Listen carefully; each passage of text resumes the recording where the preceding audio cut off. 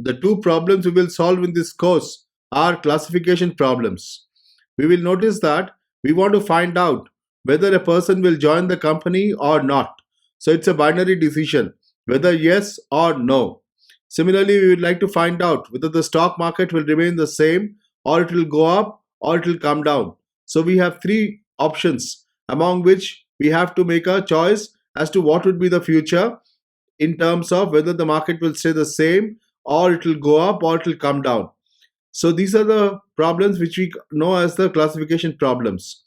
One of the best algorithms for predicting for classification problems is random forest. So we begin the course by trying to find out what is random forest algorithm all about. The class of the models that we will prepare are known as the supervised learning models.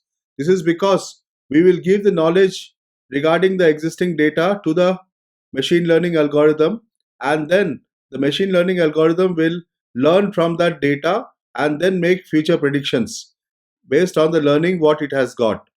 Now, in supervised learning, we have something known as features. Features are the independent variables based on which the dependent variable will be determined.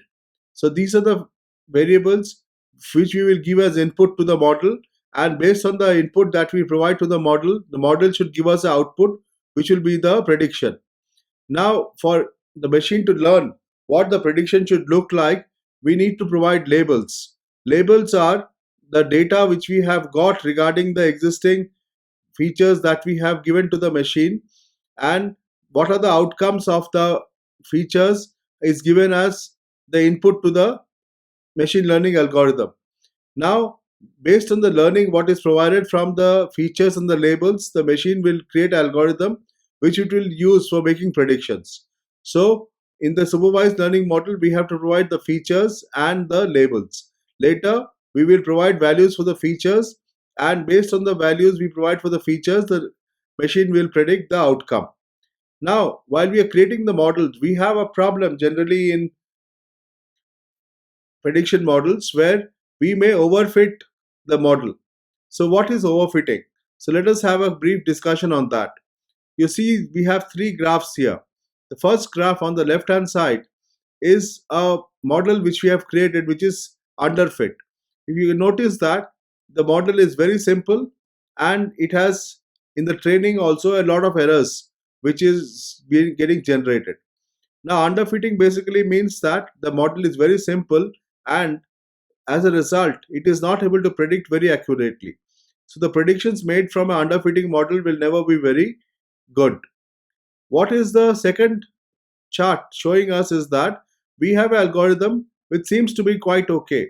There are some errors in the prediction what is making during the training, but however, there is a good chance that this will predict properly given that it knows most of the data how it will look like. Look at the third chart, which is on the right hand side.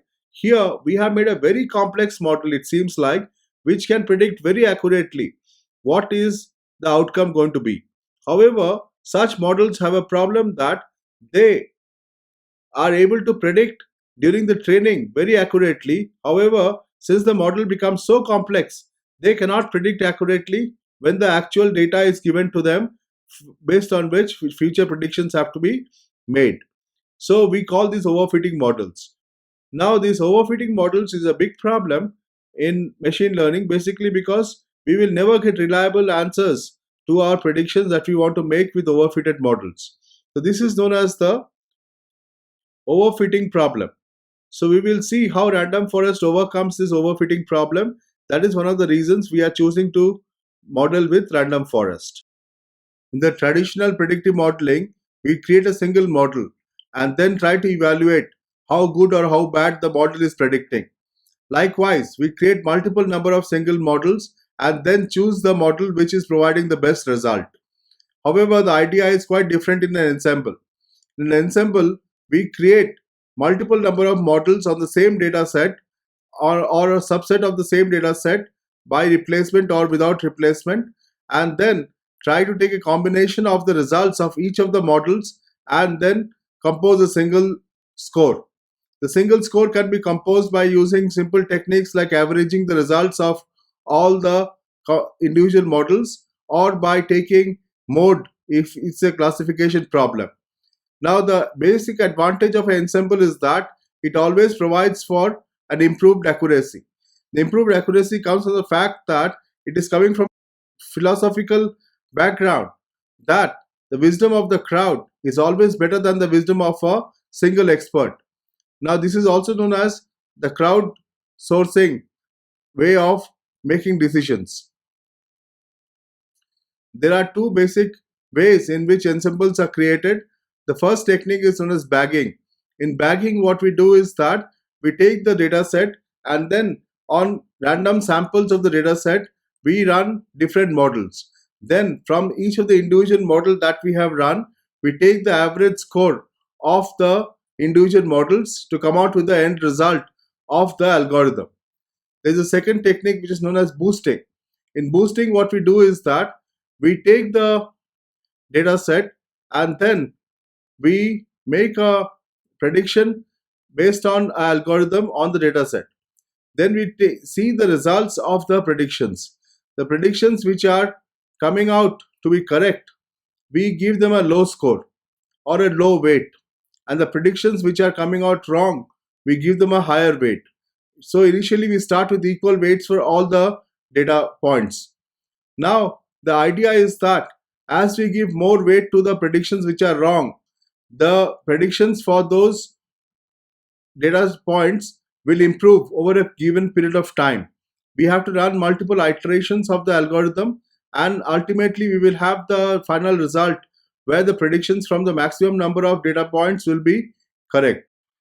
Now that we have understood what is an ensemble, let us look at the features of random forest. Random forest was introduced by Bremen in the year 2000. You would have understood by now that random forest is basically an ensemble. That is, it is a combination of different algorithms for whose results are combined together to make the final prediction. It is a modification of the bagging algorithm. However, it is much improved version of the bagging algorithm. In random forest, we start with a single decision tree. The decision tree is based on the data. However, here the difference is that at every split of the tree, we take a random subset of the features that is there available to us in the data. Now, on each split, we run the algorithm on the subset of the features that is been collected and come out with the result. This way we continue till we have got all the splits evaluated and then combine the results by averaging or by taking the mode as the case may be, whether it's a regression or it's a classification problem, to come out with the final prediction. The random forest is always better than bagging algorithm, and it is also more accurate as compared to boosting algorithm in most of the cases. Random forest algorithm can be used for both classification problem as well as for regression problems.